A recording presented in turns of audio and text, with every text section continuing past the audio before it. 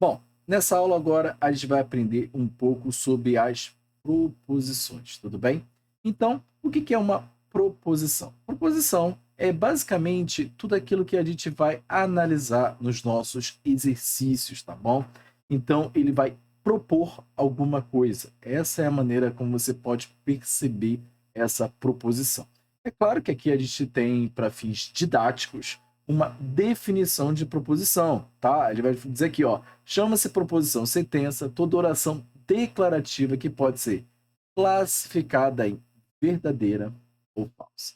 E a primeira coisa que eu te chamo é isso daqui, ó. Nossas proposições, elas são orações, tá bom? E aí eu volto lá para a aula da nossa tia Teteca, quando ela falava sobre oração, tá? Oração é toda frase, tá bom? Que tem a presença de um verbo, tudo bem? Ou uma locução verbal. Aí você pergunta assim: nossa, Renan, o que é locução verbal? Não importa muito.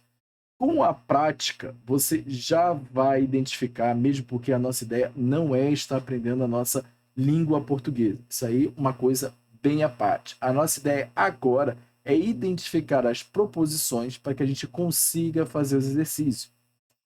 E as nossas proposições, elas têm características. Ó, vamos embora. As nossas propriedades das nossas proposições. Primeiro, já que ela é uma oração, ela tem sujeito e ela tem predicado. Por que ela tem sujeito e ela tem predicado? Porque ela tem verbo, né? Então, ou seja, as nossas orações, como elas têm o verbo, automaticamente elas passam a ter um sujeito e um predicado. Ou seja, que elas vão estar sempre ligadas a este verbo. Elas são declarativas, ou seja, não podem ser exclamativa nem interrogativa. Então, por exemplo, já são 8 horas, né?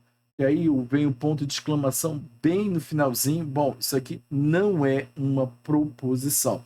E ao longo dos exercícios você já vai entender. E tem também, é claro, essa daqui é a principal propriedade, na minha opinião.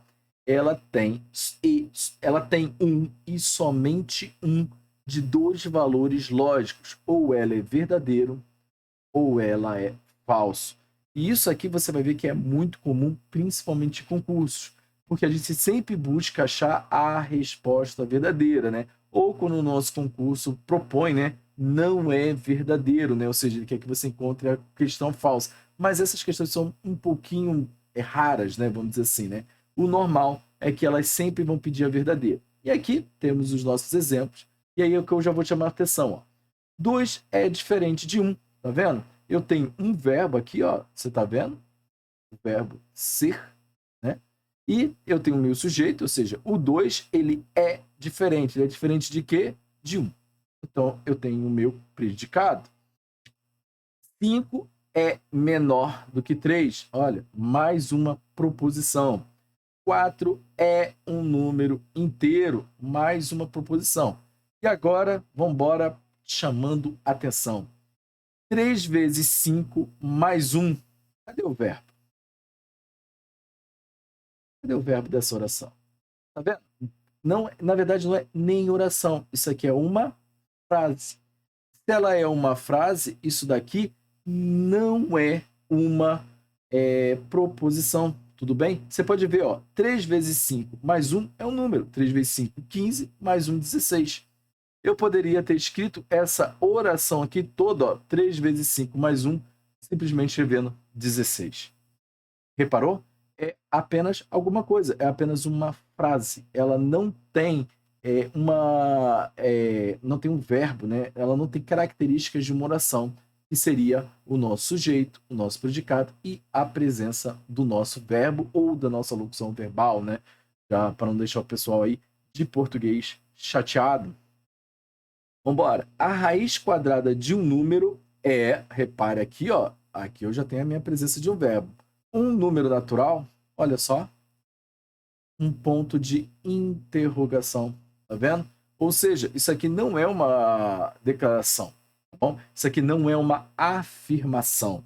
Essa é a base da nossa proposição. Elas são sempre afirmativas. E elas precisam ser afirmativas, por quê? porque elas têm que ser caracterizadas como verdadeira ou falsa. Se você botar assim, ó, Renan, né, é bonito. Na sua opinião, eu posso não ser bonito. Então você vai caracterizar essa proposição aqui como falsa. Agora, se você me acha bonito, você vai caracterizar ela como verdadeiro. Mas não importa. Você está entendendo? Ou ela vai ser falsa para você, ou ela vai ser verdadeira para você. Nunca as duas ao mesmo tempo. É somente uma única possibilidade, tá bom? E o triplo de um número menos 1 é igual a 11. E aí você pergunta assim, ó, então aqui também é uma proposição. Vamos analisar? Eu tenho meu verbo, né? Eu tenho meu sujeito, eu tenho meu predicado. Só que olha só, isso daqui é verdadeiro ou falso? Aí você para e pensa assim, ó, eu posso jogar o menos 1 para lá, então vai ficar 3x igual a 12, então x é igual a 4. Tudo bem, mas esse x igual a 4 é o resultado desta equação. E se eu tivesse dito que o triplo de 5 menos 1 é igual a 11? Viu como mudou? Se eu disser que o triplo de 5 menos 1 é igual a 11, isso sim é uma proposição. Por quê? Porque eu estou afirmando algo que você pode caracterizar como falso. Não, Renan. O triplo de 5 menos 1 não é igual a 11. O triplo de 4 menos 1 é igual a 11. O de 5 não.